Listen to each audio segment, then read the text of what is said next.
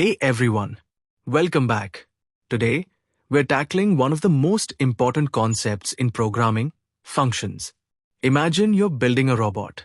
You don't want to reprogram it every single time you want it to wave hello. Instead, you build a wave button. You press it once, and the robot executes a predefined set of actions. That's exactly what a function is in Python. A reusable block of code that performs a specific task. Okay, let's build our first function. In Python, we use the definite keyword, which stands for define. It tells Python, hey, I'm about to create a new function. Following definite, we give our function a name, like send_hello, followed by parentheses and a colon. The code inside the function is indented, just like in loops or if statements. Let's write a simple one that prints hello there. Dot. Right now, our send_hello function is a bit boring. It always says the same thing. What if we want to greet different people? That's where parameters and arguments come in. Think of parameters as placeholders or variables listed inside the parentheses in the function definition. Let's add a name parameter. Now, when we call the function, we pass in the actual value, like Elise or Bob. These real values are called arguments. Let's see this in action. We define definite greet, name. Inside, we'll use an f string to say print, fhello, name. Now, I can call greet, Elise, and greet, Bob. I'm reusing the same logic for different data. This is the power of functions. Try creating a function called square number that prints the square of any number you give it. Our functions printed messages to the screen. That's great for us humans to see. But what if the computer needs that result for another calculation? A function that only prints is like a chef who cooks a meal, shows it to you, and then immediately throws it away. You can't eat it, and you can't use it in another recipe. This is where the return statement comes in. The return keyword is the exit gate of your function. It does two things.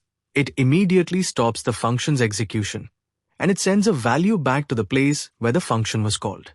Let's change our square function. Instead of printing, let's write return number asterisk number. Now, the function doesn't just display the answer, it becomes the answer. Let's see the difference in code.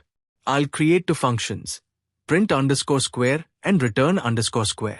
If I try to assign the result of print_square, 5, to a variable, the variable will hold none because the function didn't give anything back. But if I do my_result is equal to return_square, 5, my_result will now hold the value 25. I can then use my_result in other math equations.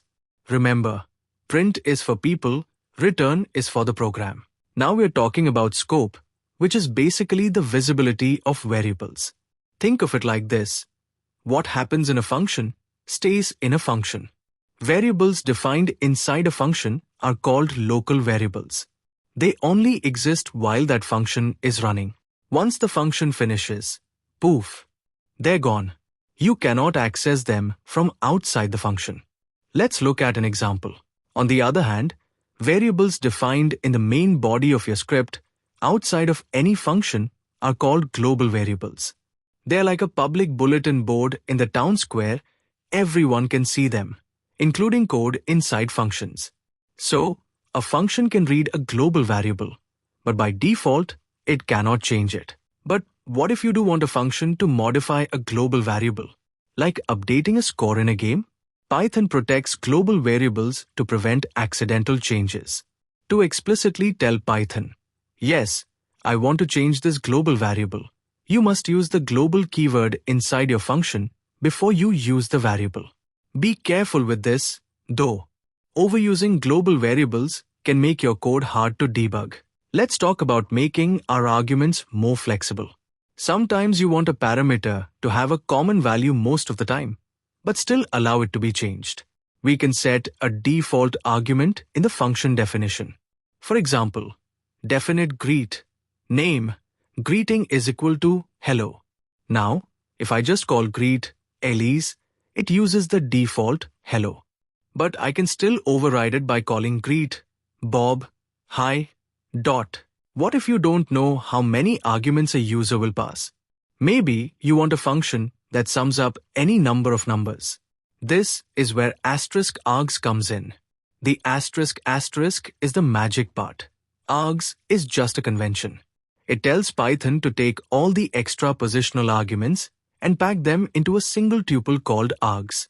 You can then loop through this tuple inside your function. Similar to asterisk args, we have asterisk kwargs, short for keyword arguments. The double asterisk tells Python to take any extra named arguments like color is equal to red, size is equal to large, and pack them into a dictionary. The argument names become the keys, and the values become the dictionary values.